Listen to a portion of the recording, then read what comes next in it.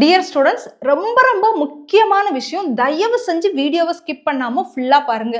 இன்னும் கமெண்ட் செக்ஷன்ல எனக்கு நேட்டிவிட்டி சர்டிஃபிகேட் கிடைக்கல, பேரண்டோட கம்யூனிட்டி சர்டிஃபிகேட் இல்ல, ஃபர்ஸ்ட் கிராஜுவேட் சர்டிஃபிகேட் இல்ல, நான் இன்னும் அப்ளை பண்ணலன்னு சொல்லி நிறைய பேர் வந்து சொல்லிட்டே இருக்கிறீங்க. பார்க்கும்போது அவ்வளவு கஷ்டமா இருக்குது.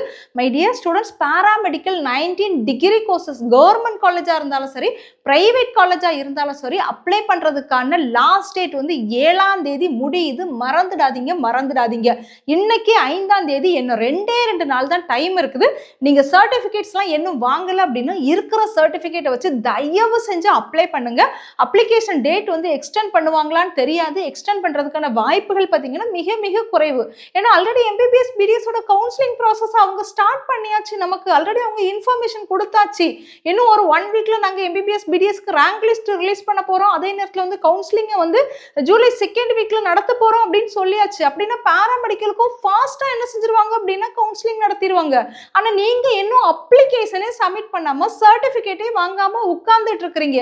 மை டியர் ஸ்டூடெண்ட்ஸ், இன்னும் கால தாமதம் பண்ணாதீங்க. உடனே நீங்க வந்து ஆக்ஷன் எடுக்கக்கூடிய டைம்ல இருக்கிறீங்க. இன்னைக்கு நாளைக்குள்ள தயவு செஞ்சு என்ன செய்யுங்க அப்படின்னா அப்ளிகேஷனை வந்து சப்மிட் பண்ணி முடிச்சிடுங்க.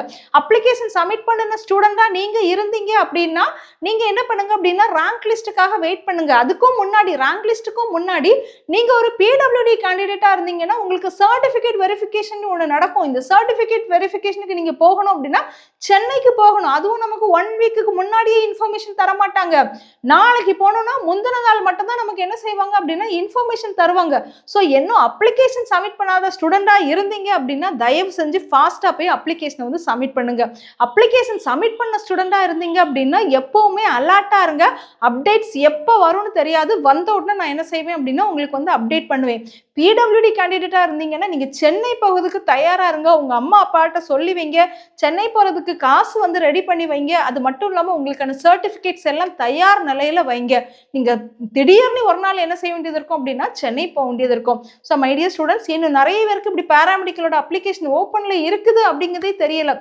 புதுசா சேனல்ல வரக்கூடிய ஸ்டூடெண்ட்ஸ் எப்படி நான் பிஎஸ்சி நர்சிங்க்கு அப்ளை பண்ணணும், எப்போ அப்ளை பண்ணணும்னு கேட்குறீங்க. கேட்கும் போதே எனக்கு பார்த்தாலே கஷ்டமா இருக்குது. ஏன் இன்னும் இந்த தகவல் போய் கிடைக்கல அப்படின்னு. ஸோ நீங்க உங்களோட ஸ்கூல் குரூப்ஸ், ஃப்ரெண்ட்ஸ்க்கெல்லாம் என்ன செய்யுங்க அப்படின்னா இப்படி அப்ளிகேஷன் ஓப்பன் ஆயிருக்குது அப்படிங்கிறத வந்து ஷேர் பண்ணி கொடுங்க. அப்பதான் நிறைய பேர் வந்து என்ன செய்ய முடியும் அப்படின்னா அப்ளை பண்ண முடியும். ஸோ இன்னும் அப்ளை பண்ணல அப்படின்னா குடுக்குடுன்னு ஓடி போய் ஃபாஸ்டா வந்து அப்ளை பண்ணுங்க. இன்னும் டைம் என்ன செய்யாதுங்க அப்படின்னா டிலே பண்ணாதீங்க. நம்ம கிட்ட என்ன அதிக டைம் இல்லை.